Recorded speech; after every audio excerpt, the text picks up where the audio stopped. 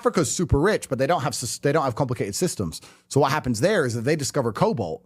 The problem with natural resources is it doesn't require society to get the value of it. So if you have a country that builds jet engines, you now need factories, which takes workforce, which need houses, which need universities, which need schools, which need hospitals, which needs roads. So you have to build all this infrastructure around it to produce these jet engines. If you find cobalt, you just got to dig it up out of the ground.